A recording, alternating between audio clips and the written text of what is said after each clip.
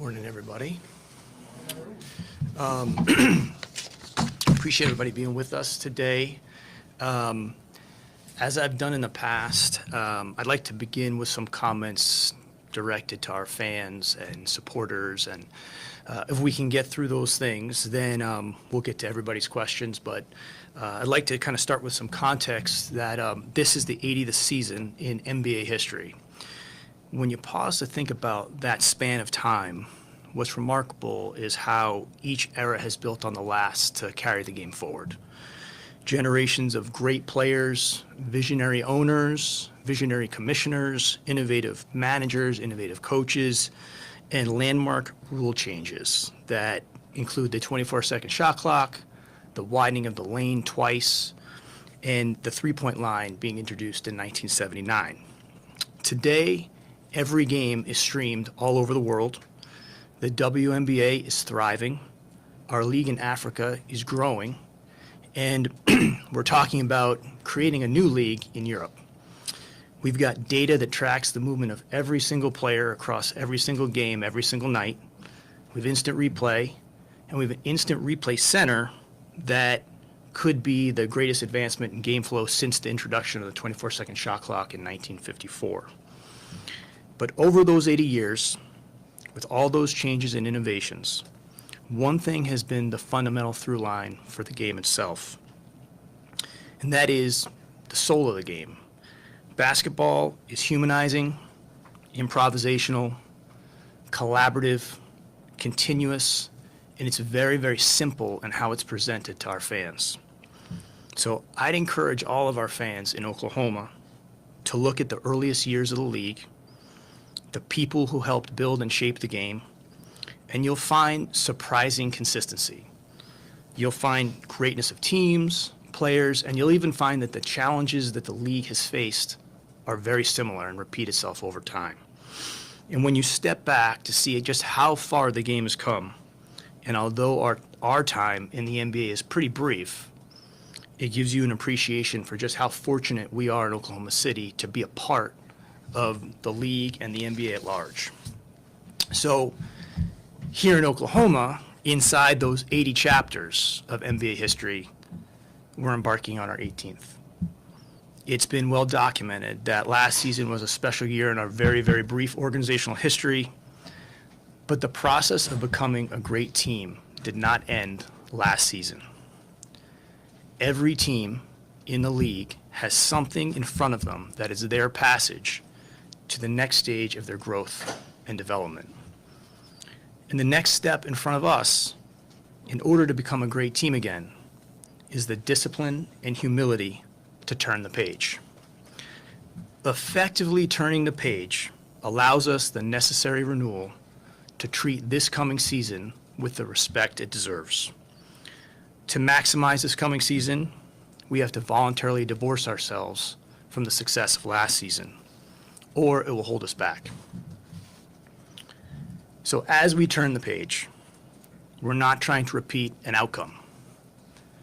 We are trying to repeat a process of improvement that will position us well to improve and play our best basketball at the end of the season.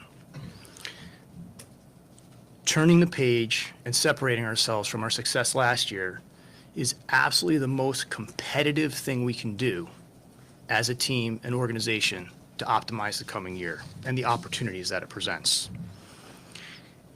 People handle the year after winning the championship differently. The challenges are well documented, and the odds are clear that they're severely stacked against the team that won. The primary reason for that is simple. It's very, very, very hard to win. One time. It requires a combination of positioning, execution, and you need randomness to fall in your favor. With that in mind, we're not looking to imitate ourselves or get tied down to what has worked in the past. That's really never been the way we've approached anything. It won't be how we approach this season. We've used every season as an opportunity to open ourselves to new challenges, new possibilities, and if we are to stack another successful NBA season next to last year, it won't be with the same exact formula. Simply put, we as a basketball team have to get better. We have to improve. In that sense, we're all beginners again, coming into the season with an open mind, staring at a blank canvas. In order to get better, we have to remain flexible. We have to be open to where our improvement comes from, and we can't walk into the season predetermining anything at all. We can't become fragile or rigid because of the way we go about the season. Now, all this probably seems boring and mundane, but the fundamentals of sustaining anything don't light up social media, and they don't make for great podcasts.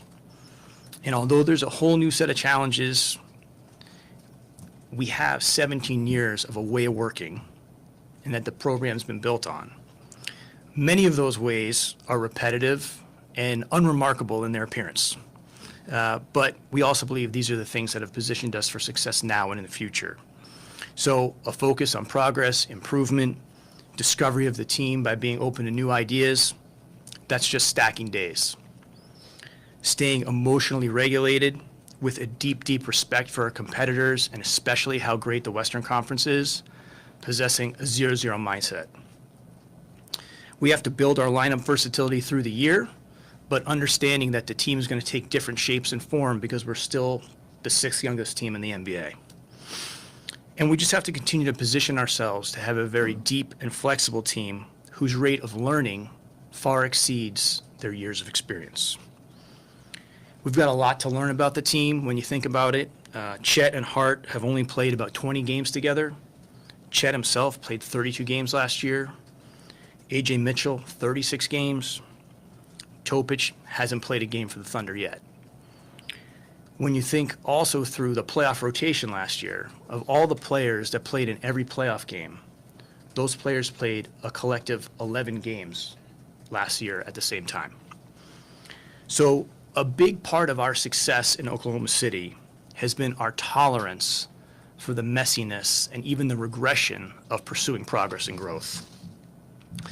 This tolerance has kept us uncommon in forging and finding new ways and more flexible ways to win. So there's a ton to be excited about. With that said, we also have to be honest with ourselves that we are susceptible as any team to the human nature that follows any degree of high-level success. All these things are just our passage to try to maximize our team to be at our best by season's end. Since the earliest days of our repositioning, we've talked about having an offensive play style that could be scaled and built upon. And every year that Mark's been the coach, we've gotten better incrementally. We took steps last year in obviously offensive rating. Our expected numbers were up, our turnovers were down. But I don't think we're at a place yet where other teams are sitting around feeling like they can't stop us. So we're going to make strides there with incremental improvements, hopefully. Potentially, hopefully, getting the free throw line a little bit more, maybe some offensive rebounding. But there's opportunity for us to continue to take those steps. I think the other thing with that is when we're playing rhythmically, when we're playing in sync and on time, everybody in the building offensively feels better. The fans feel the energy from the team. And when we get to that level consistently, it's really fun to watch. Now, no team can live in that, but you have to do everything you can to try to touch it as much as possible. I think all of us know that all across every NBA practice facility, the league is filled with talent. All right, but we also know that it takes a lot more than just the talent to be able to find ways to win in various conditions. One day, the group post-game interviews are going to run their course. And that's going to be okay. Because what's made our team so strong the last several years is the shared experience of the distance traveled by the players, both good and bad. That's built belief and trust. And that trust has been tested at times, but it's always made us better. It's allowed people to rely on the complementary nature of their teammates. Our complementary players allow us to be a complete team. In sports, complementary leads to complete. To the credit of our most talented players, they've shared space and created space for everyone around them. We'll need to continue to cultivate that environment if we're to improve, and that's the charge for us this season. Ultimately, our best players are going to be judged on winning and their ability to elevate their teams beyond the sum of their parts. That's the history of basketball. These are the values of the game. And this is the signature of individual greatness in a team sport. So in closing, no one's ever given us a hand up in the standings. There are no built-in advantages, geographical climate, coastal economic bases, or in-state tax laws to our benefit. Whatever we want, we've had to make happen.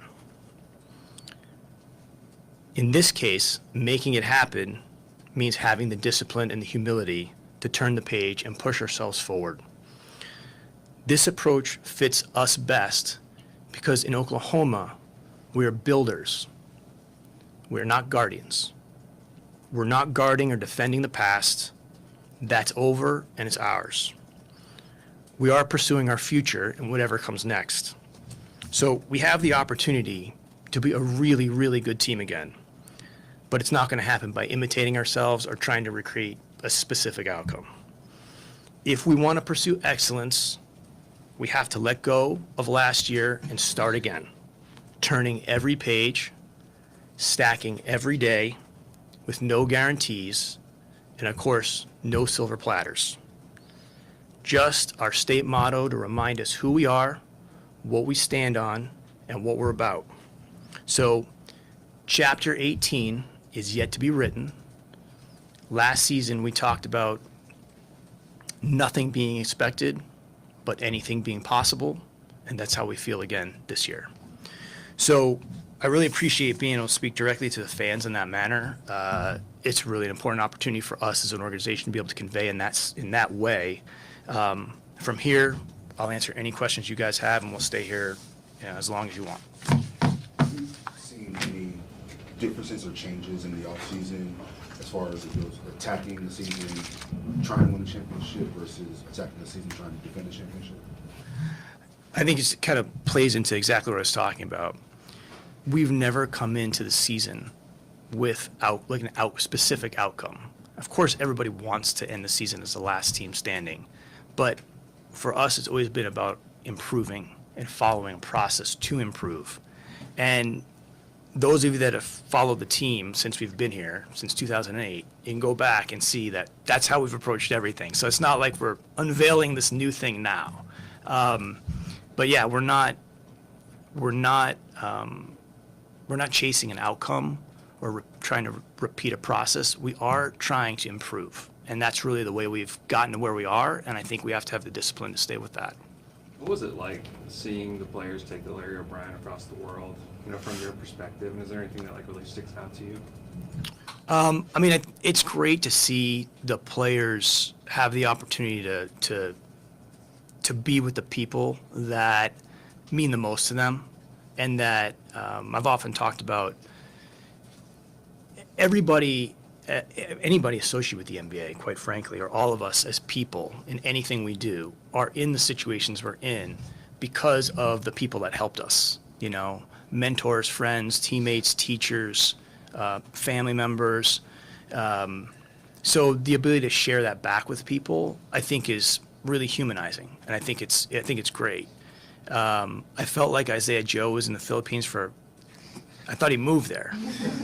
And then I saw him the other night for the first time, and he told me he was there for 2 days, and I didn't believe him. But yeah, all that stuff's great. But the harsh reality of it is when you're going to those places, people are congratulating you personally, but each one of the people that have the trophy at that time realize that it's really not because of them. It's because of the collective whole. And that takes, as I said before, a level of discipline and humility to come to terms with that prior to the start of this year. That's not to say last year wasn't a tremendous thing, but we have to put that in its proper place. We'll always have it. But if we're serious competitors, we have to turn the page towards we need to get better. And that's the main focus for us. How many Larry Browns do you have? Because we see different ones in different spots. We have one that has traveled a great distance, you know. I mean, it's a great job for a young person to be able to take that everywhere, but I don't think, I definitely couldn't hold up with all that. So, yeah, no, it's one piece of metal. What was that like from a personal standpoint? You know, all the years when you reflect on just how long it took to get, you know, to the mountaintop, and then Yeah. for your first off season, what was that like? Well, for me personally, I think I've always said this. That hasn't been like the end all thing. Like, obviously I want to win like anybody else. I know our organization wants to win like anybody else, but I've done this long enough to realize so much of it is random, and there's things that happen that you have to overcome, you have to go through. And as I said before, putting yourself in position year in and year out to have an opportunity, to me, is, I think that's the hardest thing to do, because you have to bounce back from things. You have to work through things. And I like to think that, you know, every team that wins, it's a result of a lot of work or process that goes into that, and the outcome is a result of those things. Sometimes you can have great process, we don't have a good outcome. We happen to have that, which is great, and I'm extremely happy for our players, like I said earlier, because I think they prioritize the right things. But now we have a whole new challenge in front of us, right? The challenge isn't to necessarily deny ourselves of that moment, but if we're serious about being an elite team, we have to improve, and that's a big part of that. Sam, you had a chance in the offseason to extend Shea, Jalen, and Chet. I'm wondering if you could just tell us a little bit about the importance of that from your perspective, and then also maybe were you able to go to each of those guys with those offers, and just kind of on a personal level what that looked like from your perspective? Sure. I mean, look, I'm always hesitant to talk about specific like negotiations or conversations. I think those things need to stay with the people that were included in that. It's obviously really significant for us to have those types of players committed to the organization for the amount of time that they are. All of them are still improving. You know, all of them have demonstrated their ability to impact winning on both sides of the ball. We're really fortunate to have these guys. But I've also talked about mutual commitment in these press conferences many, many times. And, you know, when you get to a point like that, it's a continuation of that commitment that they've made to the organization and that our organization has made to them. And, you know, we're looking forward to continuing to explore the potential of those players, you know, as a group going forward. Do you feel like, you talk about the commitment between organization and them, but do you feel like the three of them are in a way committed to each other? I mean, you'd really need to ask them that question. I don't want to speak for them, but I would say that when you have these shared experiences from the distance traveled through good and bad, it only helps relationships. You know, at the end of the day, a team is like a living, breathing organism, right? That's built on relationships. Doesn't mean you have to be best friends with everybody, but you do have to understand the people you're playing with to try to reach them, especially over 82 games plus 2 months of the playoffs if you're fortunate enough to be in that situation, because the NBA season is like, it can be mind-numbing, and a big part of it is understanding kind of where everybody is and having some, like I said earlier, having tolerance for the people you're playing with, and trying to understand what they're going through, because nobody's having their best day, except for Jay Will. He's the only one that's having his best day every day. But other than that, you know, everyone's going through something. So, Mark and the players have talked about kind of the process of exploration, the openness that they've had, and I wonder from your perspective what it's like to see the players take ownership in that. You know, it's not always guaranteed that kind of players will embrace that level of openness and exploration, but it seems like your guys really enjoy that process through a long season. yeah, I mean, look, I think for us, the bedrock of so much of what we've tried to work with has been through things we've talked about in these press conferences or in this building when we were losing a lot of games. So philosophically, things haven't really changed, right?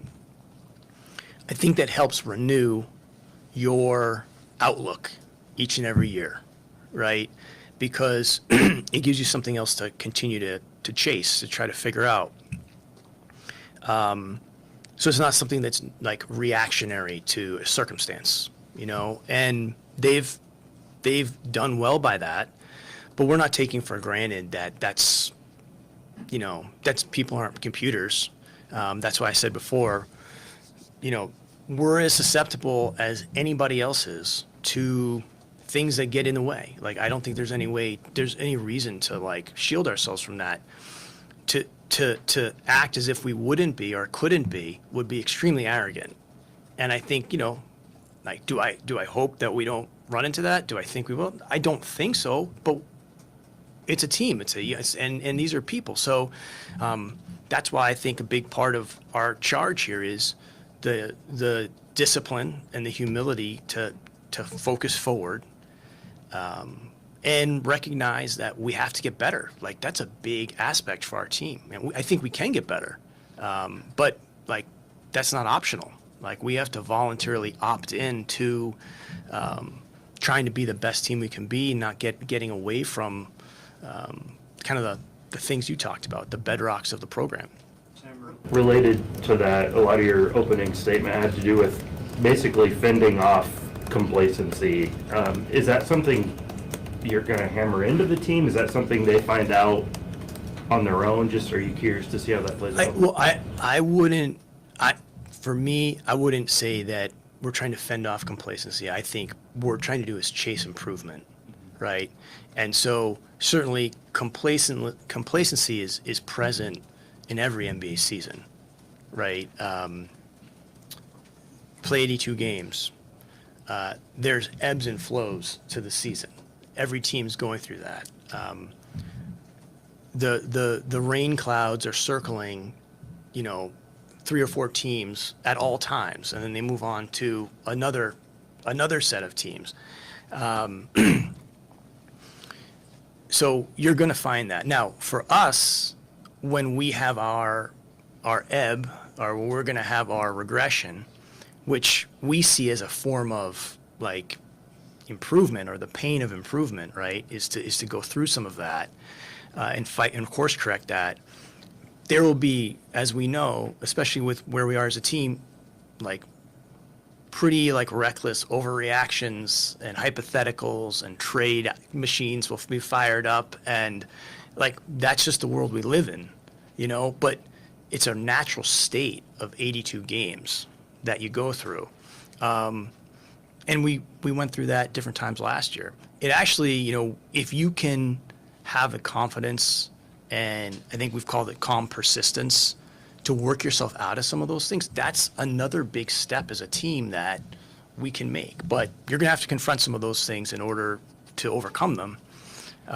Complacency could be one of those, but that's why I think falling into this obsession with improvement is, one way to keep yourself focused and steady through that. During the finals, Adam Silver joked that David Stern's job sometimes was just flying back and forth from Boston to LA, basically. We've seen, a ton of repeat champions in NBA history, but 7 new champions in the last 7 years. Aside from it just being hard to do, what are some of the other things in place that the league has done that makes this difficult now? I don't think it's necessarily the league has done anything. And if you break that down, I might be wrong about this, but I think the last 6 haven't made it out of the second round. So it just goes to show that it's really, really hard to win. I don't want to make it seem like it's simple, because it's certainly not. I mean, there's a lot of context that goes into that. But the reality is that what's really hard to do is just win one time, because it requires so many different things to fall into place. Then outside of that, the history of the league, as I was saying at the very beginning, which I think is really important, is each era kind of leads to the next era. The players and teams inspire or demand, bless you, inspire or demand for you to improve and get better and lead you to the next thing. And it could be that, like, that's where we are with this era. I mean, it doesn't mean it will necessarily stay that way, but we're not going to have the answers to those questions until we can look back historically, But I really feel strongly that the thing that makes it really hard is that it's very hard on its face when you think about how hard it was for us to win last year. But it was also hard the year before that, year before that, and it's going to be like that going forward because the league is so tough. Therefore, for us, it's not repeating a outcome, but it's repeating a process by which we can improve and get better through the season. And I think if you fall into that and get obsessed with that, it will give you your best opportunity to take advantage of the situation if it's presented to you. Silver, last one on that. Silver has talked about, though, like wanting more parity in the league, and maybe the new CBA is pointed toward that. Like, are there some inherent challenges that go beyond just it being hard to repeat? Sure, but I think also the new CBA hasn't been around for all of those changes either. So, and I would say I think the new CBA is by far the most consistent with what we've said as a league we value, which is if the team is well managed, has a chance to be profitable, and to compete for the title. And these rules are certainly more geared towards that. But we're still so early in the system that I'd hesitate to say that we know how it's behaving or how teams are reacting. I do think, at least, anecdotally, and I'm not a huge believer in anecdotal evidence, but people really like the product on the floor because it's so dynamic and the teams are evenly matched. I said this in the open when I was talking about the history. The thing that carries the game, really carries the game, is the product on the floor. And the way in which it's presented in the NBA is so unique because it's easy for people to understand. Our players are so human because there's no equipment, you know what I mean? You're so close to everybody. You can hear them. You can see their facial reactions. Even the bench is easy to see. So I think it's a great game for that reason. But the game itself is the thing that drives our industry, our business. And all these other things that I mentioned about Europe, or it's happening because of the generations of people that have pushed the game forward. We'll see what this era is, but we won't know until we look back on it years down the line. One of your most significant processes this season will be working a player with Topic's talent into an already established team. Yeah. What did you think of his performance in Summer League, and then how do you see, based on that, him fitting into, like I said, something that's really established already? Sure. I mean, I think, Cliff, you're making a great point. I would bring it back to, we come into every year with we're looking at it as a blank canvas. And if we didn't, we wouldn't have discovered or figured out a lot of different ways to win, whether it was Chet at the 5, right? Then, if we were just tied to how we did things, we wouldn't have gone and gotten Hart, or we played Kenrich at the 5. We've, 1 year we played 3 point guards at the same time with, CP, Dennis, and Shea. We played 2 bigs with Cantor and Adams. That type of discovery, and I could go down a laundry list of these attempts, and not all of them were fruitful. But I think for us, we don't come in and say, well, this is established. We're saying, how can this get better? And there might be some regression, or there might be things that don't look perfect or as clean as they did last year. But that's all in an effort to see if we can improve the team from where it is, because we're definitely, if we're gonna have another really good year and position ourselves to play our best basketball at the end of the year, it's not gonna be by gripping so tightly to what's worked prior. In fact, that would probably be the first step in making sure that we stunt ourselves. So we have to come in thinking that way, and we always have. So with respect to Topic, we just have to see where he is, how the team performs, where the combinations are, and give that some time, and not overreact if things are not smooth immediately with any players, in specifically, because the team is, like I said, the sixth youngest team in the league still. So there's going to be a ton of growth within the team during the year, let alone what's been done in the offseason. There's some guys I'm sure that are to come back and look significantly different. But we have to be really patient with that. And I think that approach, keep coming back to this concept of renewal. Like, I really think that approach helps renew you each year, so you don't feel like you're bound to the way things have always been done. I also think it creates a lot of competition, which is healthy, and that's how you build a deep, flexible team with a lot of lineup versatility. But it doesn't happen unless you're intentionally welcoming that. Sam, I'm curious, in the time that you have been able to reflect maybe over these last couple of months, are there any moments specifically from this past season that stick with you or stand out in your mind? Yeah, I mean, I think the big thing is, there's too many to list, right? But I'll give you one example. When you're when you're outside of Oklahoma, people congratulate you, on the season. When you're inside of Oklahoma, people thank you. And I think that's a really unique experience, because people are able to speak directly to who they were with, when they first had a season ticket, the emotions of different things, favorite players from the past, favorite player. So it really is I talk about mutual commitment between our organization, ownership, organization, and our players. But, here there's also this other kind of interesting relationship with the community in which people feel a part of that. And I think that makes it special. So when I'm saying to you, we have to turn the page, that's competitively. That's not telling other people they shouldn't enjoy it, or they should enjoy that.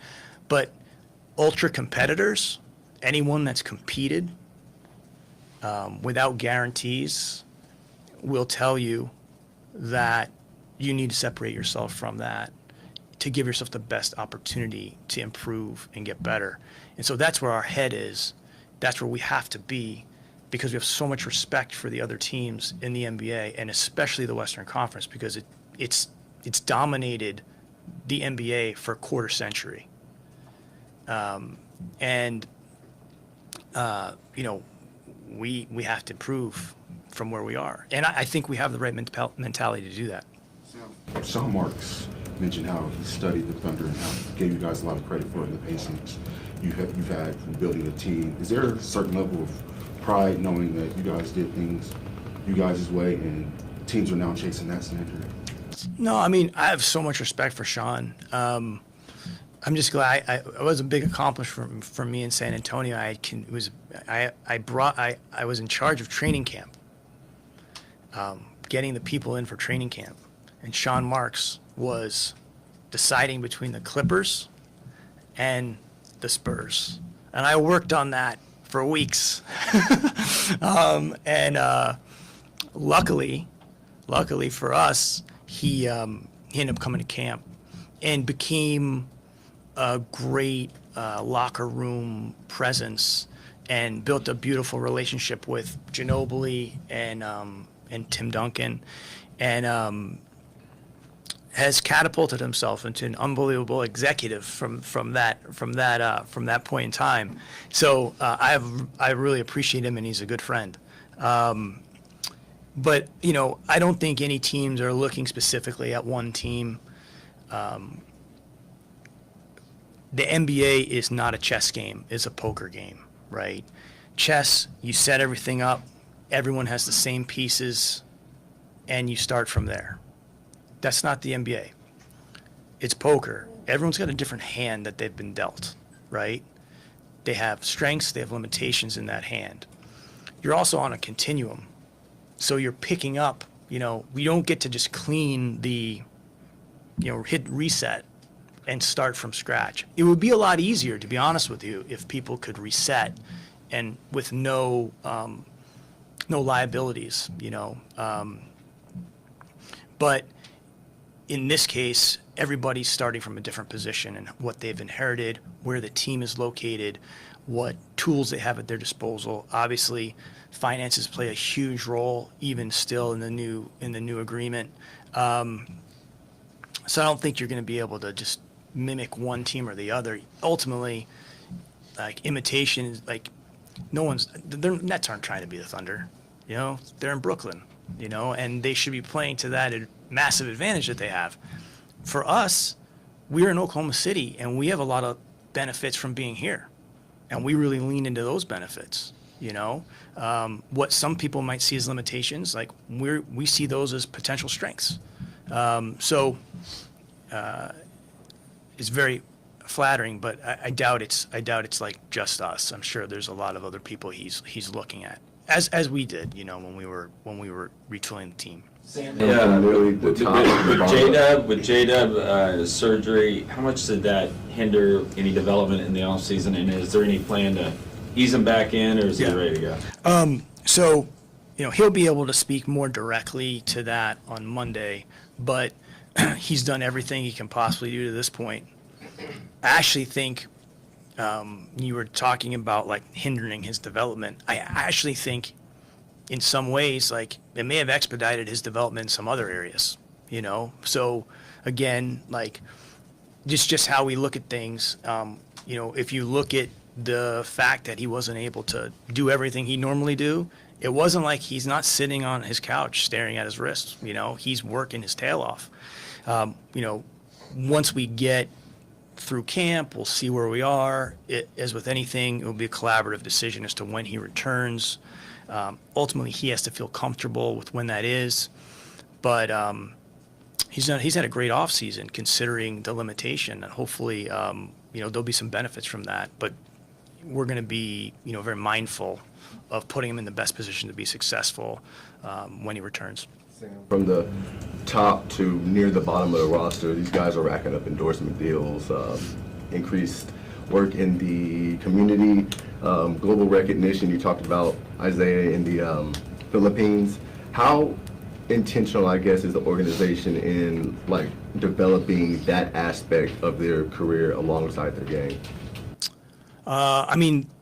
For us, I'd say like we want to put those guys in position to have great careers on and off the floor, but I wouldn't limit it just to their outside opportunities. I'd say the biggest thing is we want to prepare them so that they have the opportunity to transition once they're done playing and feel comfortable about the world they're walking into at that point too. So, we talked to them a little bit about that, but most of the guys are, as they should be, focused on where they are, where their feet are right now. But if guys are, benefiting from the recognition, I think our guys, for the most part, understand all that's coming downstream from team success, and that's generally where all of the opportunities come for in our industry. And as long as it's not getting in the way of those things, we're incredibly supportive of that, and it's great. It's tremendous, and I think we have a lot of guys that are worthy of getting. They're great personalities, they're good people, and we're super supportive of that. Sam, as you talk about the team continuing to evolve, I'm wondering about Mark in specific. Obviously, coached you guys to a championship, but what do you feel like he's looking at to try to improve himself, the staff, and then by extension the team? Well, I think Mark's emblematic of so much of our organization. He's had such a big influence on us as well. He's a continuous learner, and he spends a lot of time, thinking about ways in which we can get better and ways he can get better. You could speak to him more specifically in that, but like I said before, so much of the things that we were able to accomplish last year, the foundation for those things were laid in 2021, and we've been able to scale on top of that. And we talked very clearly at the time, when he was hired, about why he was hired, how we felt he would help us create the kind of play style that could be scaled upon, and would continue to adopt the mentality of discovery. And he's done an excellent job with that. Anytime you're getting to participate in postseason, you're getting better, because you're being faced with such elite competition. And I draw that back to our team as well. I mentioned a few players that we did not have a whole lot of access to last year, but our entire team will come back more well-rounded because of those 2 months. Every shoot around, every practice, every game, win or loss, every road trip, that is part of our development, and with a young team, it brought us to that point where, last year, this year, we can't walk in assuming that all the things that were, going well last year are just going to be there. We kind of have to restart ourselves. But that experience for us, both for Mark and the team, was extremely valuable. But we're so young as a team that we can't just I just don't think you can optimize a team in growth. I think you have to remain really open with that team, as opposed to starting to try to optimize every square inch of it, and let it kind of take shape. And it might be much different than, this is something I've learned, it might be a lot different than when you may have envisioned, but the real sign of experience is like letting go of your initial vision, and not wanting to, don't try to control that. Let it go where it's supposed to go. The roots of what it is you've laid, as long as there's integrity to those, from that point you kind of have to just let it happen and keep shaping it, but it doesn't have to go exactly the way that you initially planned it to go. When you hired Mark, obviously there's a million decisions that he made during the playoffs last year. Obviously the change. Literally a million. If Yeah, you really I mean, thought about it. exactly. Wait, what pants to wear, what shoes to wear, which those add up, That's it. So I knew that was the toughest thing. that's it. That could tip it over the edge, But obviously probably the highest profile one is the change of the starting lineup in the finals. Yeah. Did you have a sense, and you'd known him obviously at the time you promoted him to head coach, did you have a sense that he had that type of ability to just say, you know what, we need to try this, even in the most high pressure situation that he would probably ever find himself in? Yeah, it goes back to what I was saying in the open, which is builders versus guardians, right? Succeeding versus surviving. And I think personality-wise, he's thinking about improving and what can make us better, not thinking about how things could go poorly. You have to balance both of those, but you can't shy away from opportunities to improve. You want to make sure you're positioned, for instance, in that situation, if we didn't get the outcome we were looking for, or there were adjustments made by the other team, it wasn't like you couldn't go back to what you had. You know what I'm saying? So you're positioned well. The change in circumstance doesn't dictate your decisions. And so I think he sees that clearly, which is a huge strength of his, and he's willing to walk through those doors. The challenge, as I've said earlier today, is maintaining that mindset once you've had some level of success. And I think, and I'm not talking about the fact that we happened to be fortunate enough to win the title last year, but once you find a formula, human nature is to fall back on that.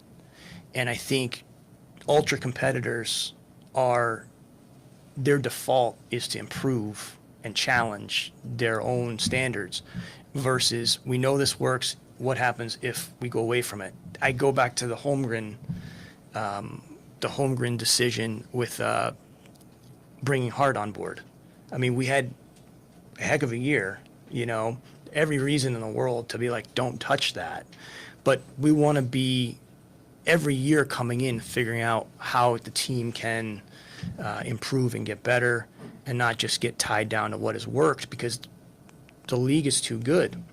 I think the league has become much more improvisational than it has been maybe when I first started, whereas a little bit more system-oriented, which really highlights the talents of the players differently, in my opinion, and why different players are more valued today than they might have been in the past. And that's going to change 10 years from now. We're going to see a different set of players, that are valued differently than maybe the ones that are valued skill-wise today. And that's why I get lost with this whole conversation about comparing the different eras. It's like, for that era, you can only work with where the game has gotten to at that point. If we took Oscar Robertson and he started individually training when he was 12 with a personal trainer, think how good that guy would be. Like if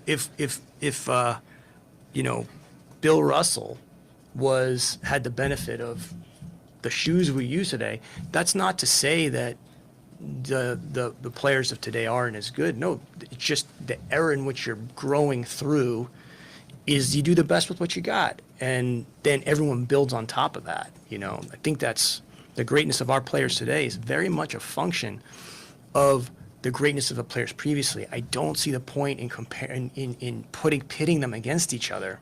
They're really one lineage, and that's why the history of the league I think is so important for.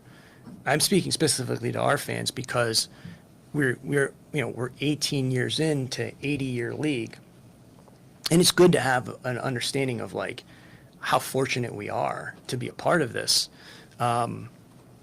But the game itself is like there are a lot of things that keep repeating themselves over the course of time, and it's fascinating to see. But big part of it is the players are so good; they make other players better, future players.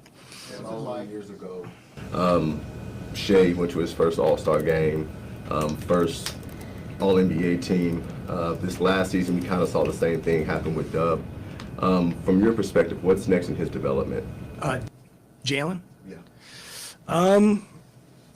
I mean, look, the field is so open for both of those players, Shea included. I think to predetermine, like it needs to be here, it needs to be there, I wouldn't limit them in one area or the other.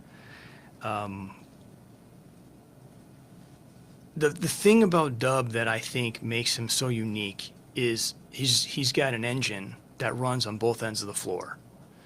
And that's such a huge foundation. It gives him such a high floor as a player.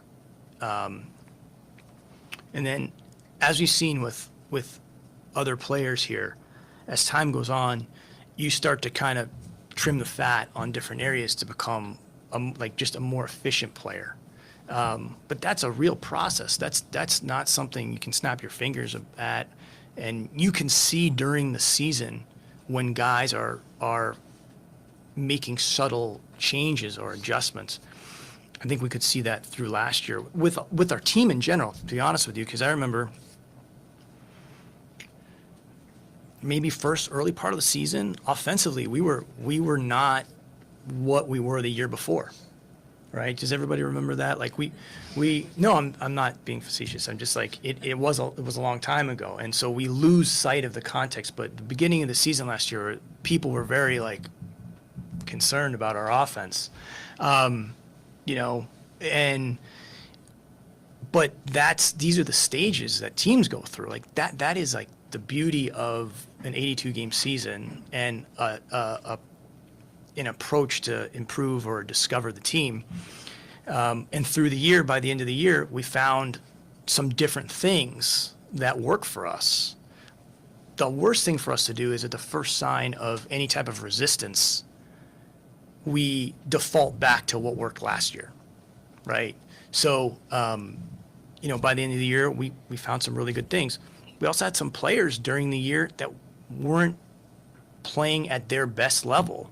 I wouldn't say their best level because no one can play at their best level all the time. They weren't at their probably like their C level, you know?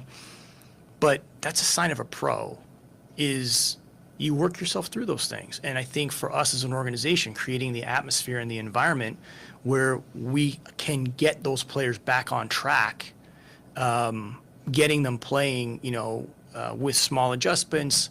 It could be just encouragement, but it could also be some small technical adjustments that take place. It's a work in progress. I think that's what makes the game great. You know, unfortunately, this is not to knock the way we look at the game, but is so much overreaction and judgment on a game-to-game basis with no understanding of the human element of what could be happening within the team.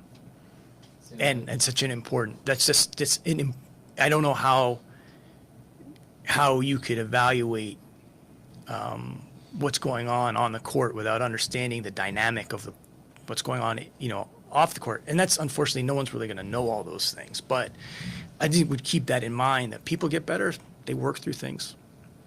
Sam, I know defense isn't always the easiest thing to get better at in the offseason, but I just wonder, from what you've seen from Chet, and obviously how massive of an impact he's able to have on that end of the floor, maybe what did he take from 4 different playoff series against 4 very, very different types of challenges and find a way to kind of attack his continued improvement on that end?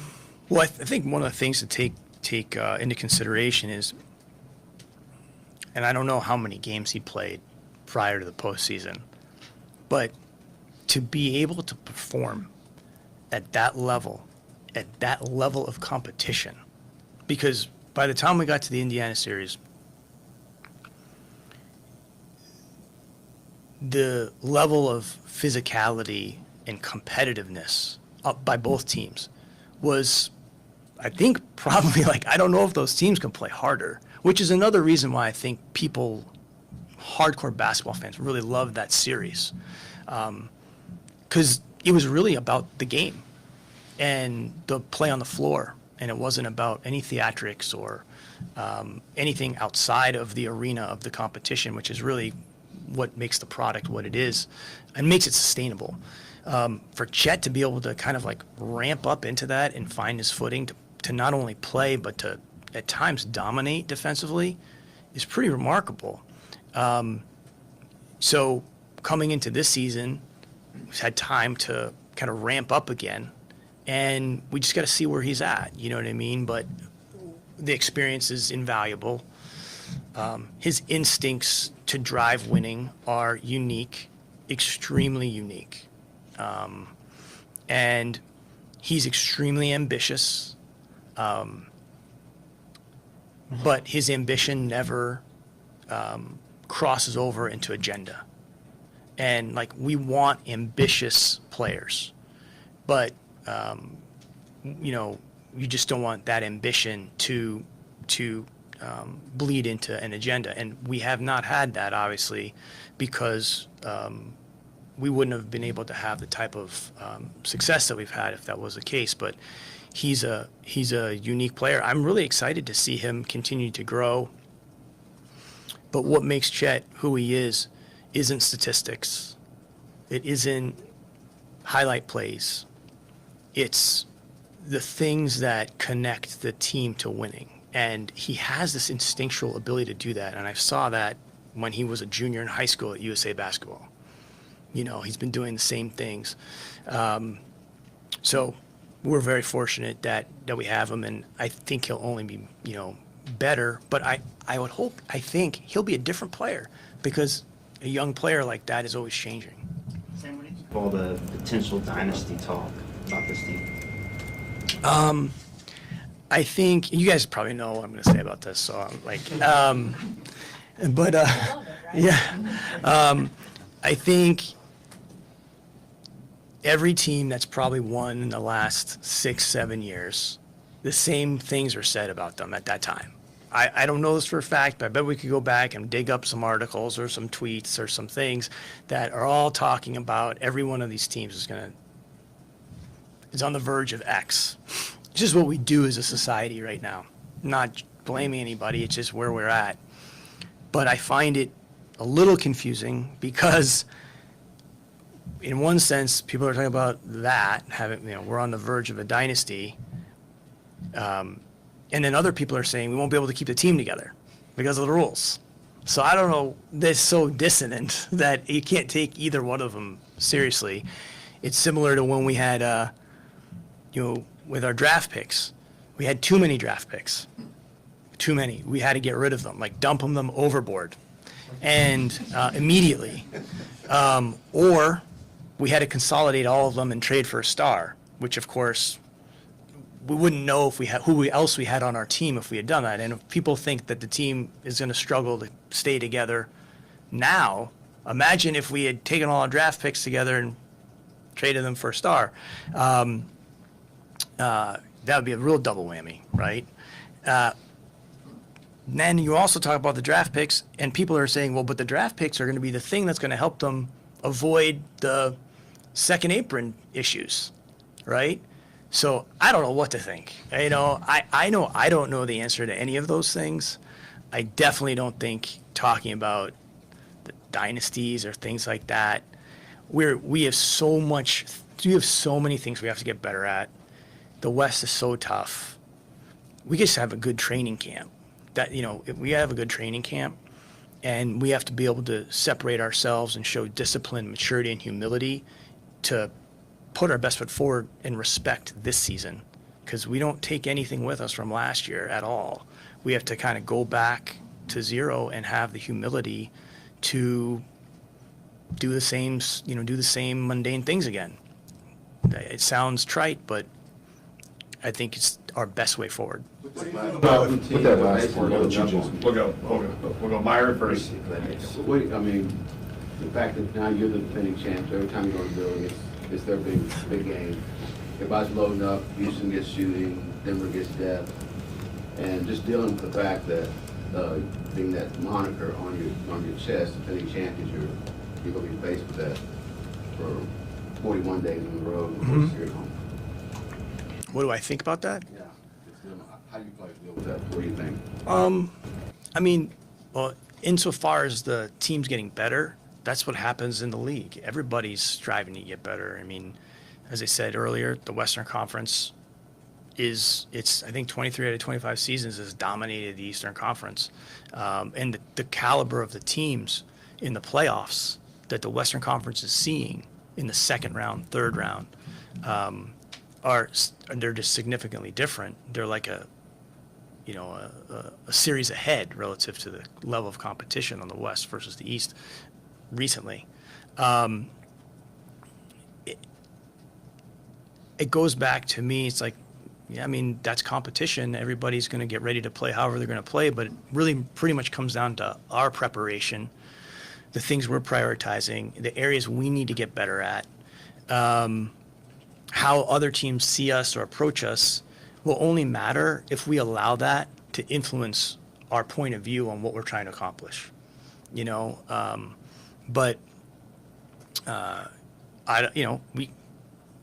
I have a lot of confidence that the guys understand how we've found success in the past. I also think, Myron, one of the best things that's happened for our team, given how young it is that we play in the West, because I think it's accelerated our development. especially in those early years, the 24 win years or whatever that was, we were only, really unsuccessful team for 2 seasons. But those 2 seasons, we had to get better because we played in the West. We were playing against great competition and accelerated us. We weren't playing against teams that, there weren't many teams that, that young or that level. So I think in a lot of ways that the conference competition has made us better. And I think it will do the same thing even now that we're a contending team. I think it makes us better. We have to welcome that, not see it as any type of threat. I think it's more a great opportunity. We get to play against these great teams, and we're certainly not thinking that we're ahead of them or better than them. We have to play the season. We'll have to find that out. Hopefully, we will be. It's part of evolving. I guess just we talk evolving. That's just part of why you talk about that evolving. I just think we've kind of taken that approach every year. You know what I mean? And I know, I know it sounds like I'm repeating myself, but I really do feel very strongly that the outcome of last season, we're not reacting to that. Like, that's not changing our approach to this season, because we didn't walk into last season, trying to create an outcome. We're really, just like every other year, trying to stack, get better, learn about the team, put the team in positions to be successful, and to change that point of view simply because of the way the season went and become defensive, or as I said before, building versus guarding, builders versus guardians. We're looking ahead, and so that's kind of always the way we've done it. I think it's the healthiest way for our team to do it. It's how we've done it, and we're not looking for a ton of outside motivation, because that's pretty hollow. You know what I mean? It's very shallow, and you can't go anywhere with that. I think it's better for us to just stick to the approach we've had for a really long time. Similar question, and you might have just answered it with your last answer, but you mentioned turning the page quite a few times in your opening statement. How do you balance that with balancing and realizing that you guys are champs and teams are chasing you and impressing that on the team? Yeah, we won the championship last year, so we don't know this season is a new season. So we have to reset ourselves and have the humility to approach it in that fashion. Like, we won 68 games, right? We don't get to bring 12 of those with us. We start at 0, and we have to start stacking, chasing improvement with confidence. The team should be confident. They've gathered a lot of experience. We have a lot of continuity. Those things matter. But it goes back to what we said the beginning of last year. Like, people talk about expectations all the time. The problem with that is the word expect, as if something's given to you or it's going to fall into place. If we asked people last year what their expectations were at the beginning of the year, and then once Chet took that injury, people would completely change their expectations, right? Because what they expected didn't take place. So we've always reframed that as possibilities. We have a ton of possibilities, and we should be confident that a lot of them are good, but it's not going to be handed to us, and it's certainly not going to happen easily because the stats support that relative to teams that have won the previous championship. I don't have answers as to why that's the case, but I do believe we understand the way in which we've worked to get improvement, and that's really the only thing we can put our heart into. Sam, I don't recall over the years of watching the NBA a championship team be so connected with its G League team. Mm-hmm. I wonder, obviously your coach came from your G League team, you got Lou, you got many players who built themselves up through the G League and probably don't win it without that affiliation. Right. How critical has that been, and how critical do you see that being going forward? Well, that relationship has been extremely strong. We were one of the early entrance into the G League. I think one of the first 4 teams, maybe. I might be wrong about that. And it's that the blue has taken on a lot of different evolutions in our time here. But I mean, we're probably close to 40% of our staff has spent time with the blue. And that's just because the organization is very connected in that fashion. It's how we've done everything. And I think it's been a great development resource for our staff as well as our players themselves. Mark, starting with like Nate Tibbetts did a great job for us, and then Darko, obviously he's coaching in Toronto now. Obviously Mark had a great run there. Grant Gibbs is now a great assistant coach for us. Cam Woods, and now Daniel Dixon. So all these people have been huge contributors to that program, and it will continue to be important for us. But I think every team is seeing that now. I don't think it's novel. I think most teams are operating in that fashion, as it should be. And I think it's a great. When we talked about big advancements for the league, I left that out. I should have talked about that. The G League is a massive accelerator for the NBA. And it's a huge component to the development of young players, and so many of the great players today have played down there. Sam, you've always done a great job of sort of honoring the past of the league, the franchise, and the city. I wanted to ask about Chris Paul, who's indicated that he's going to retire after this season, and your thoughts on his impact on the Thunder and just Oklahoma City basketball as a whole. Yeah, that's a great question. Chris, you hear a lot about players, but until you work with them, sometimes you just don't. You see them, you understand their greatness, but once you get to work with somebody, you understand the why behind it. He's definitely one of those guys for me, because I'm trying to learn from everybody, but certainly from our players, because they're such unique people and have such unique skills. Working with Chris was great because you get to see that mind working, every day, and his level of detail and preparation. And I'm grateful because, when we traded for him, it was a surprise to him. But he put 2 feet in here. We do not have that season, which was equivalent of 50-win season, without his full commitment to the team. And he was essential to that season. We don't take 50-win seasons for granted here. That was a fun year. I think a lot of times people associate our pivoting of the team to when we traded Paul George. But people forget that and we traded Russell.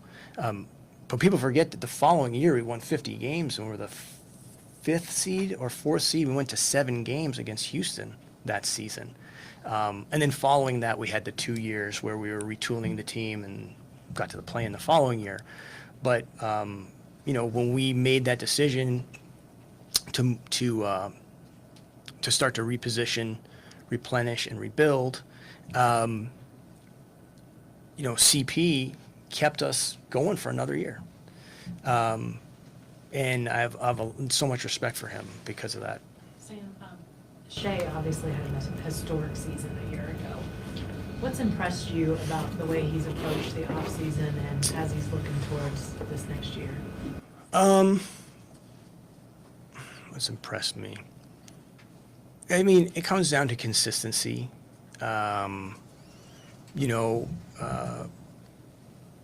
His humility to look at himself as a player, honestly, and figure out where it is that he can improve. I've said this before. I think the elite players are secure players, and the security of a great player is for them to not just see everybody else's limitations or faults or how they're failing to support them, they're able to see themselves clearly, and as a result of that, they can get better. And they're generally never keeping score on their teammates. And that's, I think, one of the reasons why not only has he emerged as a great player, but he has emerged as a great leader. And a big part of that is his own security in himself and willingness to see himself and take the responsibility for elevating those around him, as opposed to keeping score and expecting them to serve him and elevate him solely. I mean, that's not what a team is. I said that in the opening comments, that the signature of individual greatness in a team sport is the ability to elevate others beyond their natural capabilities. And I think he's done that. People play better with him. And you go back, and I hate to sound like a history lesson here, but look at the great players over the course of 80 years. And there's a difference between the great players and the great talents. And the great players are always elevating their teams, and people are playing better with them. And I think that's to me, he's on an unbelievable track that way. But it's a journey for him, and I think that's what I love about Shea, is he's on kind of like an endless pursuit of how good he can be. And you got to let somebody like that wander a little bit, in my opinion, so that they can find it. Sometimes they'll come up empty in certain situations, but I have so much trust in him, like as a person, that he'll find his way to where he needs to be. And like that's, to me, like when you have a great player like that, it gives you like a lot of confidence. I'll leave this open-ended, but as a guy who's been in the league a long time, seen a lot, anything you'd like to say on the allegations against the Clippers for the cap organization? I thought I might get asked this, and I understand the question, but I really don't feel comfortable talking about that. I just don't want to comment on that. Sam, last year, you didn't get a big sample size with Chet and Hartenstein in the regular season. Yep. You got to see it in the playoffs. Did you gain enough knowledge to know what that looks like, or is there still room for experimentation there? Oh, I mean, Curtis, I think it's a great question. I think it just goes back to, for us, I don't know if it's experimenting, because that sounds a little bit reckless, right? But like, we're always searching. How's that? Like, we're always searching within the team. We haven't seen very much of that in the regular season. Can't remember the number of the games, but it's like 30, maybe less than 30 games. I said it earlier. And then when we've seen it, it's been against the same opponent every night, right? So they're playing you a certain way. So you might even say that we count that as like one opponent, right? One game, because they're playing you a certain way. Make adjustments and things of that nature. But we need to see more of that. Now, I'm sure on Monday, you'll ask Mark about the starting lineup, because that's an annual daily question for the coach. And I am not sure what he'll say, because we don't talk about who he's starting, who he's not starting, primarily because everything's so fluid with us. And that's how we've found different combinations. We've created more flexible ways to win. I think we've tried to create deeper team that way. And I don't know what we'll do, but I'd imagine we'll continue to look at a lot of different things. That lineup's been pretty good for us, but the continuity of that needs time, especially because Chet's taking on a new job on the floor there, But I mean, I think it's been promising, but it's still relatively undiscovered. You talked earlier about the extensions with Chet and Jadam and Shea. What goes into planning or managing how expensive this roster can end up being? Yeah, couple things on this. If you look at the way to look at this, I think initially relative to those three players you talked about is the aggregate percentage of the cap that they're assuming. So this season, it'll be in the bottom 10, right, in the league in terms of if you took three players from each team and you see the percentage of the cap. Next season, roughly, we'll be up in the top 10, but we're not going to be anywhere near the top 5. You know what I mean? So teams pay 3 players pretty regularly, but the most highly compensated players on each team are not necessarily making the same amount of money. So just start there. We're not in some realm where committing dollars to those 3 guys is taking you outside any type of norm. You're still you're going to end up toward the high end, but you're not in some type of outlier territory. I think you used the right word, expensive. I think the issue for us coming is, not people talk about the CBA and the second apron. It's become so ingrained in our NBA vocabulary so quickly, but there's nothing relative to the second apron that would prohibit us from keeping anyone on our team. The rules themselves are not prohibitive to our ability to maintain the team. The challenge is obviously for every team that has sufficient collection of talent is the finances that come with that. Now, as I said, I think last year, we don't get into, and we've had 3 years, if you count the play-in year, I would say where we are a good team, and 2 years we're a contending team, we have not been a taxpayer. We're positioned this year to be a non-taxpayer. So assuming we're a contending team this year, that would be 3 years as a non-taxpayer, as a contender. People talk all the time about the fact that these, the windows are shorter, and they're saying there's 3 years with each team, more or less, right? Because of the new rules. We've just had 3, or we're in 2 and we're going on 3. We don't know how this year's going to go, what Chapter 18 will be, but we certainly can say with confidence that we are a contending team, but we have a lot of work to do. From there, things will get more expensive because of those changes in those 3 guys' contracts. But we won't hit any type of repeater penalties until we're in another CBA. We'll be in a new arena by the time we're hitting any repeater tax penalties. As long as we stay under this year, if we were to stay under this year.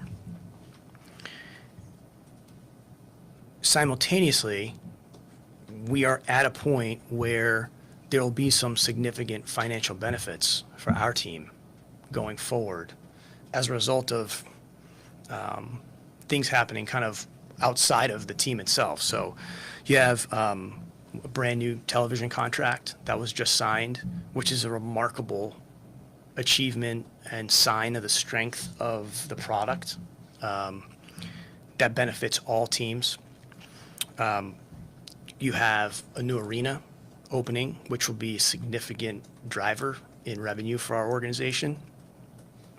You have potential expansion down the line, both in Europe and potentially domestically. Obviously, that's a decision that Adam and the Board of Governors are reviewing presently. And so we're positioned well to have a significant influx of capital, going forward during a period of time where for sure our team's going to get more expensive. And it's rare that you have a team like ours bring back every player, more or less, right? So over the course of time, whether or not you have aprons, taxes, or what have you, teams change. We have a very unique situation because everybody's back to a team that, had tremendous success. But going forward, that's just natural that there'll be some changes. Part of it is players. Players have options. So when they become free agents, they have choices. We might want to keep specific players. They may have better opportunities other places. So all that to say, we understand what's coming, but it would be really fruitless for us to predict what's going to happen because we'd be missing the most important information, which is this season. What happens this season, what happens next season. But our ownership group is fiercely committed to supporting the team. As we talked about, the mutual commitment component to a small market franchise. I think this is extremely important that everyone's mutually committed and everybody understands this is coming. We knew 5 years ago when we repositioned and replenished the team that if we ever were to get back to the postseason or exceed past, being just an average playoff team, we would need the resources to support that. We saw that during the first mountain.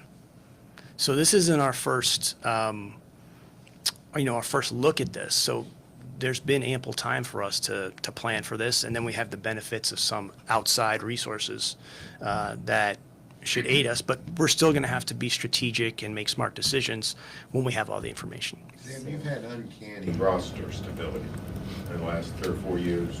And this year, as you mentioned, the apex, everybody's back. Yeah. Are there any downsides to that? I mean, let us lose 4 or 5 games, and you guys will come up with them. I mean, let's be honest.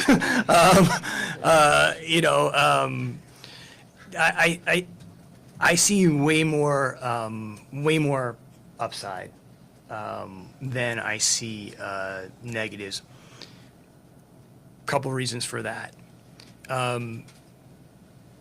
Basketball is a game, that is played instinctively, and when it's at its best, it's played improvisationally, like I said earlier. In order to play improvisationally, the other people with you have to be able to anticipate what it is that you're about to do, right? Or react effectively to those choices, because that's the best. I mean, it's like the book, The Art of War, right? I mean, everything boils back down to surprise and that type of thing when you're in competition. So continuity allows for people to, play better together and anticipate things. That's tactically. I think then,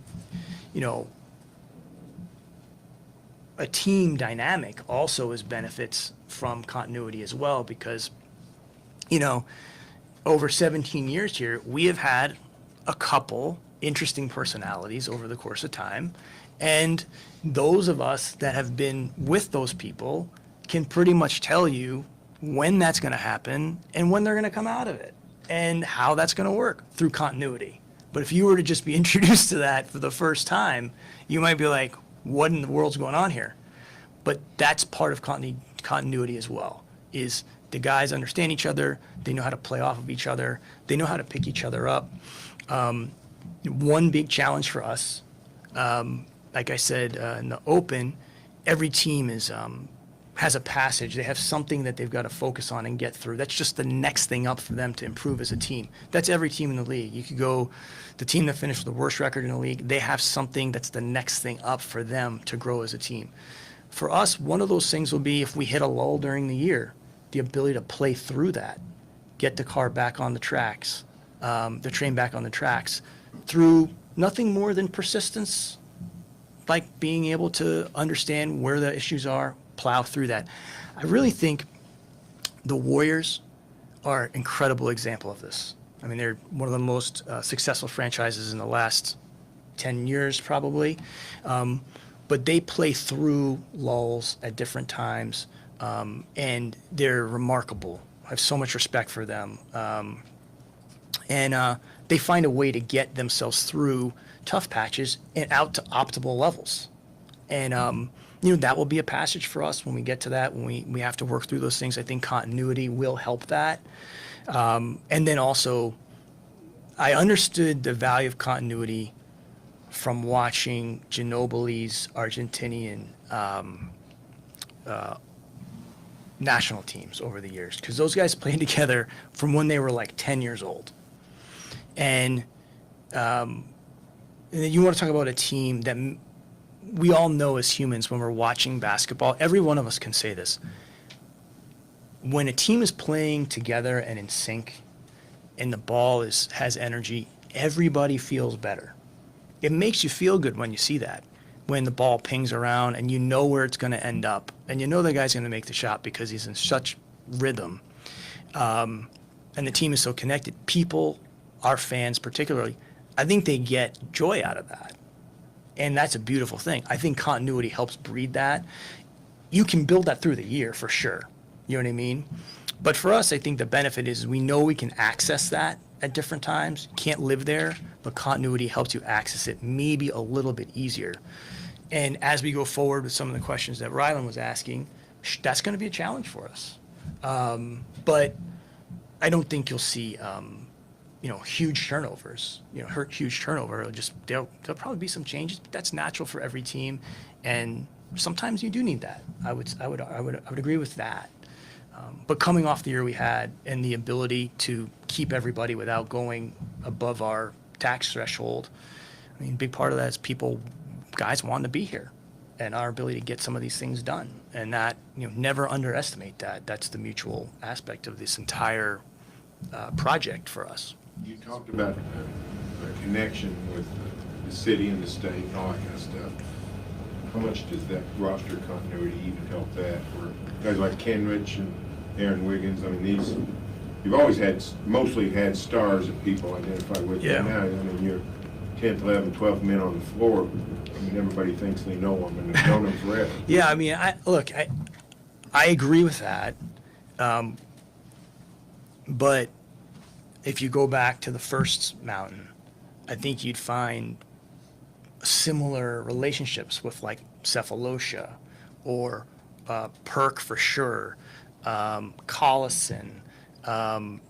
Royal Ivy is a guy that I actually took a picture of this one night. Someone was wearing a Royal, this was 2 years ago or so, wearing a Royal Ivy jersey. I took a picture and sent it to him. So that's one of the great things I think about playing here. There's 80 years of NBA history. The Celtics, the Knicks, the Sixers, the Warriors, like some of these teams have had long, long histories and hundreds and hundreds and hundreds of players. We have 18, and we've had continuity on both mountains, pretty significant continuity both times. So there hasn't been necessarily a turnstile of personnel through here. There has been a lot of players, but I do think the ability to be one of the first through the door as a player in a community like this, you can have a significant impact. I think Hartenstein's a great example of this. I mean, did another court dedication yesterday. No matter, he could play here for 10 more years. People are going to remember him as a great player, but also a huge community ambassador for somebody that was new to the city. So you have these impacts in this type of market with a very, very young organization. Even though I know we're almost 20 years, but if you stack that up, we're pretty new. And this region obviously has had the Mavericks. And believe it or not, I'm ashamed to say this, but I didn't realize even in 1984, Kansas City had a team, with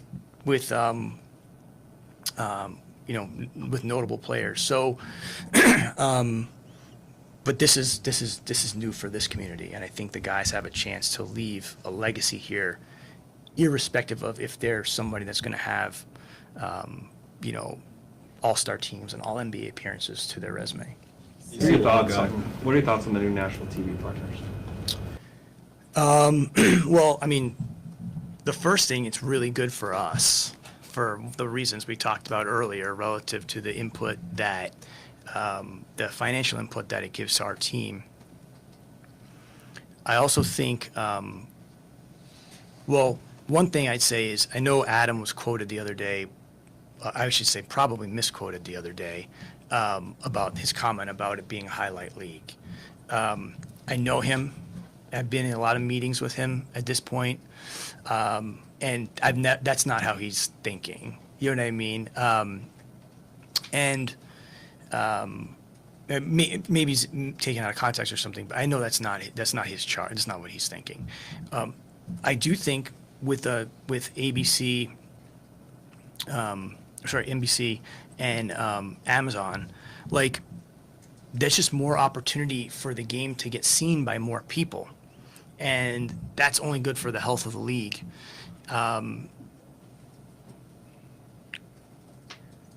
Back to the highlight thing, like, that's for us to improve our youth players in the United States, really anywhere, because of the way it's global now.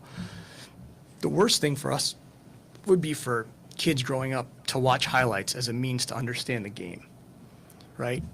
The best thing for us is for people to watch the game itself and have people that can help explain what makes these players so great or the finer points of the game.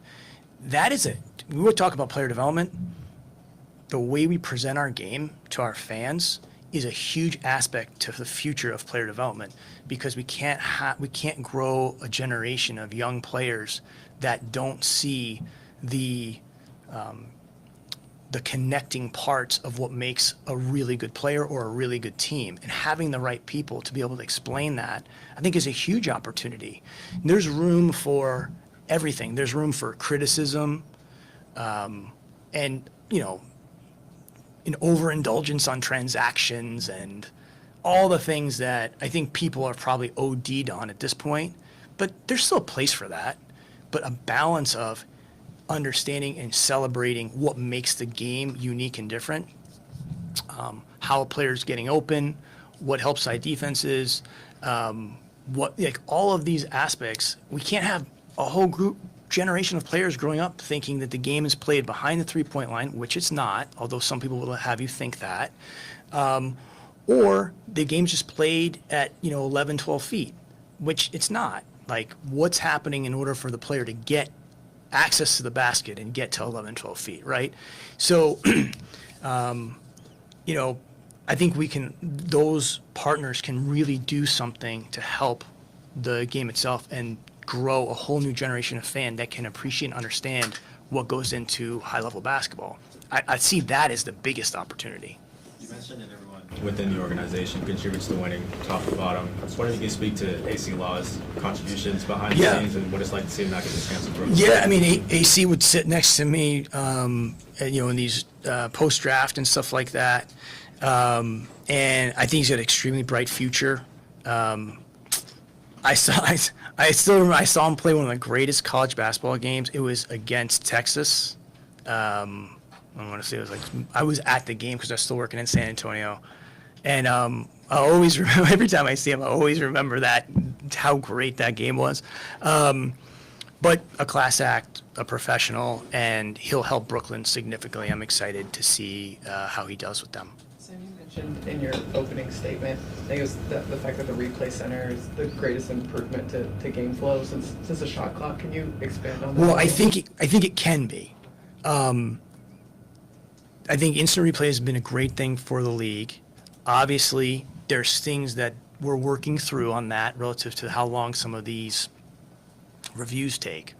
But the vision that Adam and Evan Wash and others have for the replay center to be able to service every game, every night, and take the more objective calls off the plate of our officials, because we have incredible officials. They're elite. But the thing that makes them elite is their judgment. And some of these things that I think our league office wants to try to automate and make easier are these kind of like out of bounds, these things that can go quicker with less of a review. And they're making a change this year where some of these out of bounds calls are going to be made in the center itself. And in addition to potentially approximate foul calls will be made from the center itself. So it's a slow stage. You can never substitute the value of the personal official on the court that has relationships with the players and the coaches and has a sense and feel for the game. But you go back to the 24-second shot clock in 54, I think it was the owner of the Syracuse franchise at the time.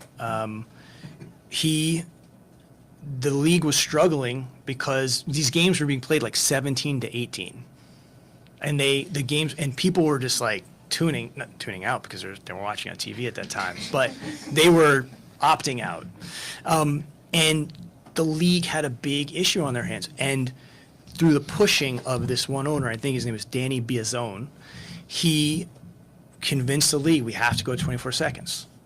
And when they did, everything changed, and people were coming in droves. We would not be sitting here if they didn't put that clock in 54. The game couldn't have gone further. People didn't want to watch that, and we're obviously so far ahead of that right now. Now we're just trying to make it a little faster. I don't think anybody's to that level.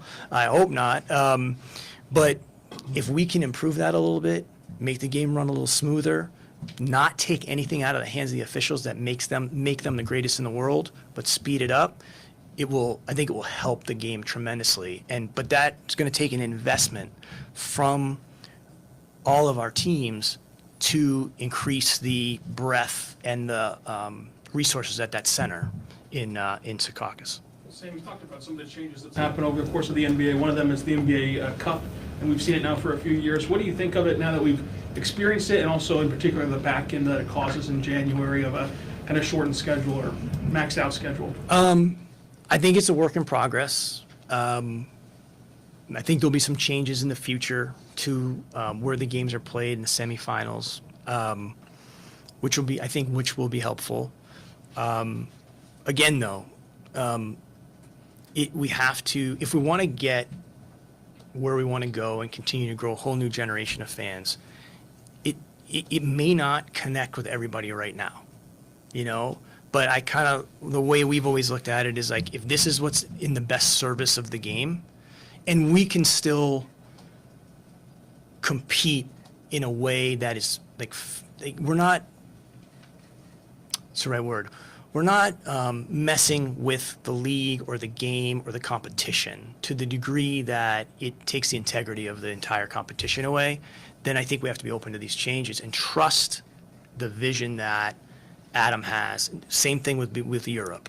We have to follow that. It may seem very abstract or obscure at the time, but if that's where it is that we need to be, as long as we don't forget that the product of the game, back to the question Paris asked, the quality of the game, the history of the game doesn't get compromised for the commercial aspirations of the game, because that will really hurt us. I mean, that's the one thing that's been the through line.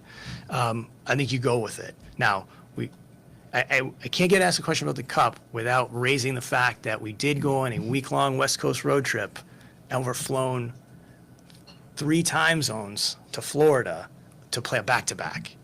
So that's one of those things where, we miss that. We have to own that as a league. And to the credit of our players, when we talk about resting and load management and things of that nature, our guys played those games, but you're never going to find a schedule that goes a week on the West Coast and then a back-to-back on the East Coast. But you have to have some tolerance for the league to work through that stuff. No one's ever going to have to do that again. Fortunately for us, we took that on as a challenge. We ripped off a ton of wins in a row. And I think it made us a better team, But certainly wouldn't want to make that like a normal thing, but I think the goal is clear, and I think it can help the league, but we have to be open-minded. Sam, Lou's coming off his first all-defensive team. He's also become one of the best 3-and-D guys in the league. I just wanted to ask about sort of his outlier development coming from Summer League to the G League to being second on the team in scoring to now what we see now. Yeah, I mean, he's a great, I don't want to say it's a great story. It's more, the path is something that's really great. One thing I want to say about this, because I talked about this probably 4 years ago, when we were getting our teeth kicked in and losing a lot of those games for those 2 seasons, Lou was making what we were calling catalyst plays, right? We might be down by 15 points in the second half, and we'd be outmatched at times, just purely based on the age of the team and where we were. But he'd be diving on the floor, harassing somebody up the court, And we talked about how whenever it is, and we had no idea when, but eventually we were going to be able to win some games. It was going to be that kind of approach that sustained us or got us to the point where we could be a respectable team and ultimately a competitive team. And that to me is what stands out about Lou, is the things we've seen from him in the biggest stages. He was doing those things when there wasn't a ton of incentive to do it.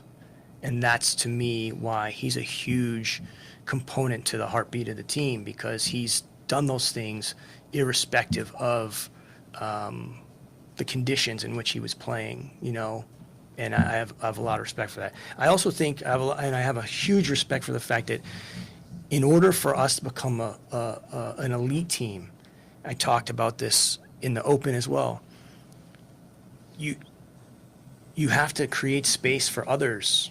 And I think Lou's willingness to pull back in certain areas has made him more efficient and has allowed the team to be more potent.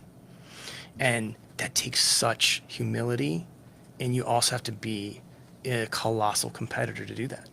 And so I'm really proud of him, because he's shown so much growth as a player, but he has understood and he's placed the winning first. And I just can't say enough good things about that. Sam, another rookie, Thomas Solber, got injured and then he cannot play a whole season. Can you tell us your thought on that? And also, is there anything you had to kind of like reconsider in terms of the team construction? Well, first, obviously, super disappointed for Thomas. You know, because he spent the whole summer getting himself back and was playing great. You know, was playing 5-on-5, was, you know, anxiously waiting for the rest of the team to show up, you know, and so is really tough situation, but he's got the right mindset. He's got great energy, natural energy, and buoyancy, you know, which we're bringing back the majority of the team, but there are some new personalities and things of that nature, and he's got a great energy to him just as a person, and that's going to really help him through this. He also has the benefit of a couple players that have been in this situation before, right? Chet and Nicola. So he's going to get something out of this year, 100%, and I think it will position him well going into next season. But certainly disappointing, especially because he had gotten himself to the point where he was playing well. The next part about the roster construction, you know, sometimes I don't think we talk enough about Brandon Carlson. And, you know, he was pretty integral to our team last season. You know, he played in some big games. He stepped up in some really big games. Again, in terms of like elevating people, I thought if you watched the lineups he was in, some of our lead, handlers showed a lot of trust in him, and he delivered. And I think he's got a bright future. So having him with the group is great.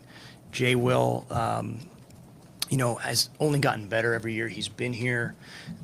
We play Kenrich at the 5, and obviously we have Chet and Hart. So, I think we'll be good, but we also don't have a ton of flexibility to go out and do something. But we don't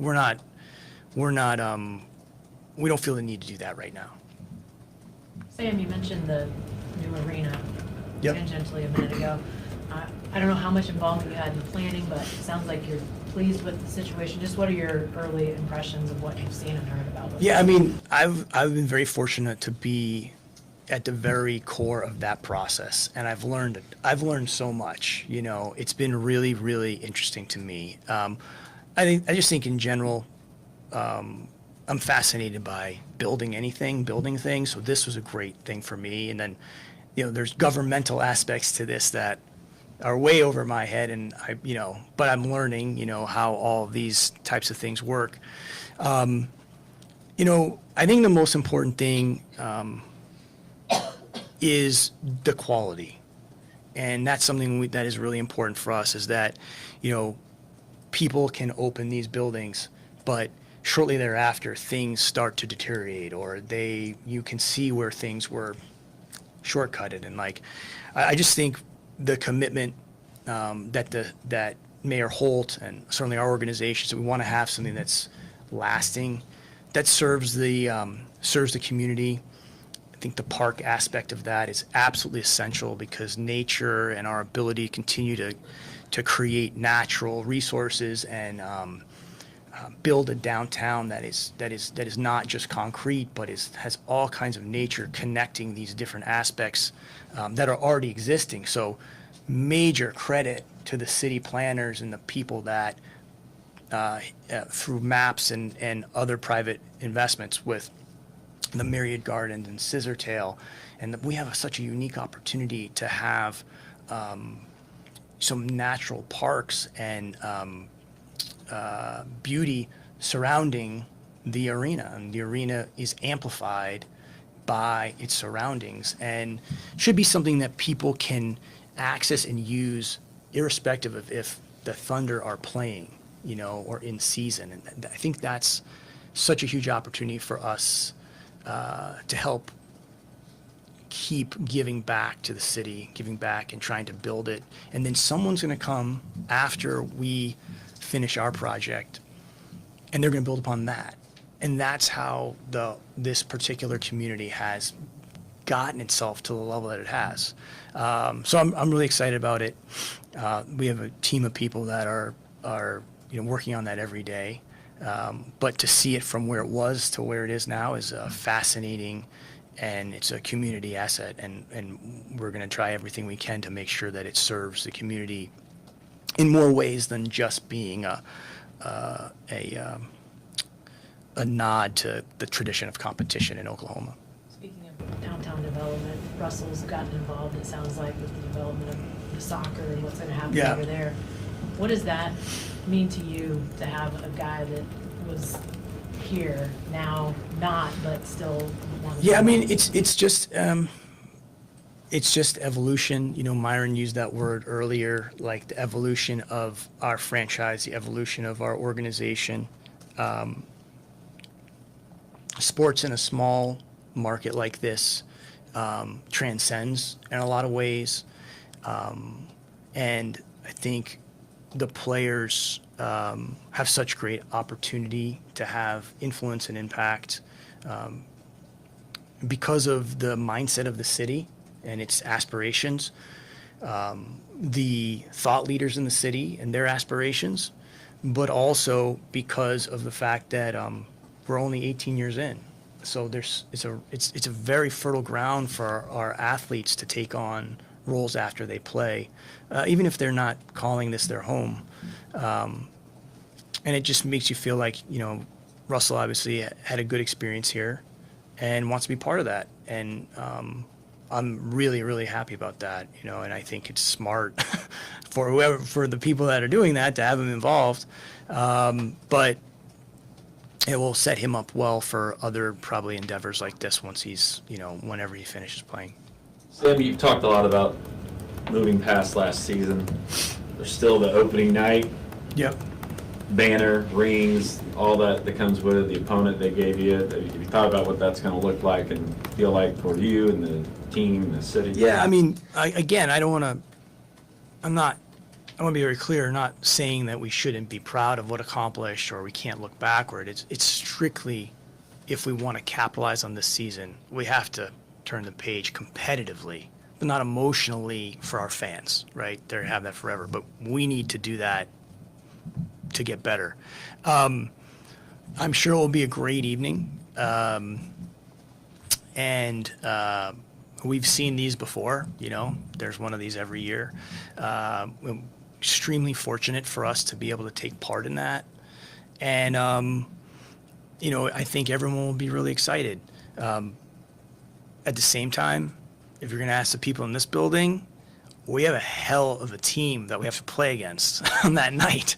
So all systems are going to be focused on continuing to go out and perform and execute, see where we are when we're playing against a great Western Conference team. That will be kind of the launch point to see kind of how we can improve from there. So there'll be two sides of that. We're going to need our fans, like we have had them in the postseason last year, to carry as much of that enthusiasm and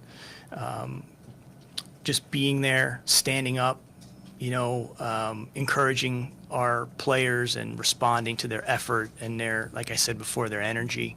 That's going to be really important. And also, it's a huge factor in our ability to get stops at certain times or, find extra levels of resilience at different times. Our fans have been great. And, if we can maintain that through some of the regular season, that would be tremendous. And I think our guys would be ecstatic about that. How'd the reading go this summer, Sam? I know they get this question. And I want to use this as an opportunity to clarify that I'm no librarian or Reader's Digest critic at all. And a lot of times I used to read and feel so committed to the book that even if I didn't like it, I would try to finish it. I know some of you are like that out there, but let me tell you, there's a path out of that. And it's basically be a dabbler. So I dabble a lot. I go back and read things I read previously. Sometimes I read it differently when I see it. So I don't give this impression that I'm this speed reader or anything like that. Quite the contrary. Anybody that knew me in high school would definitely know I was no speed reader. I wasn't much of a reader at all. But things I've read have been toying with. I reread The Science of Hitting by Ted Williams. Incredible book. Then I got made aware of Joan Didion, the author Joan Didion. I read the White Album, and I loved that book. I found myself laughing out loud at that book, just on the way she could write, and it was so illustrative and at times cynical and hilarious. I could see the greatness. I got it, and I'm not a great historian of writing, but I could be, wow, I get it. This person is really, and she's capturing that time frame. That's pretty special, and you kind of understand. She makes you feel like you're there, and I can feel that. A Sense of Where You Are. It's a book by John McPhee about Bill Bradley's, one of Bill Bradley's seasons at Princeton. The title of that, I didn't understand the title of that book, but it's in an expression in which Bradley is describing his physical and emotional experience playing the game. When I read that passage and it hit me, I didn't understand what the title meant until I read it. And it was just so, it really resonated with me because it's mostly about spatial awareness and feeling within the basketball game of where your body is, and really believe in a lot of that, so much of it's not technical, Then I read, it's a book by an architect, a French architect called, I'm going to butcher the name, but I think it's Le Corbusier. So it's called Toward a New Architecture. I read a book on it was a biography of his, and then they kept referencing this book. And so I checked this book out. I really liked it. Fascinating architect, and in terms of his style and how it shaped that period of time. And so I got a lot out of that.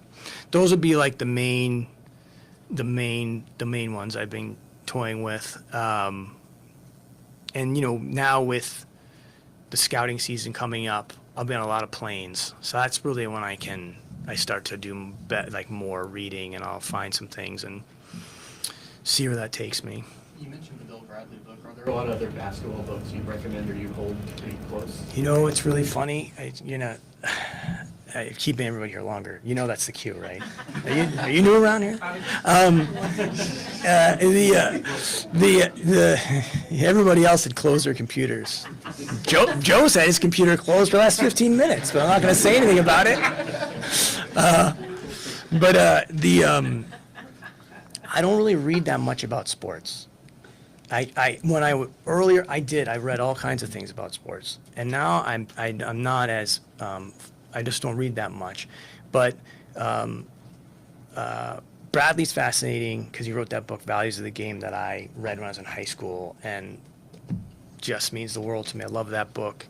And the author is a guy named John McPhee, who wrote The Headmaster, which is about he's a headmaster of a private school in around where I grew up.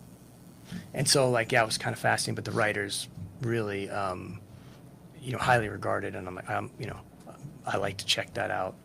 But yeah, I haven't done a ton with specific basketball. I got to think about that. I got a book on the triple post offense. It's like at a must have been like a garage sale or something like that. Oh, you know what? I know where I got this book. When I was an intern with the Spurs, one of my jobs was, he's gonna love this, by the way, is to learn the CBA. I would go to R.C. Buford's house, and he's cleaning his garage, and I would fire questions at him about the CBA. And the way it would teach me is I had to figure out how to ask the question, right? So it's like, here's the legal document.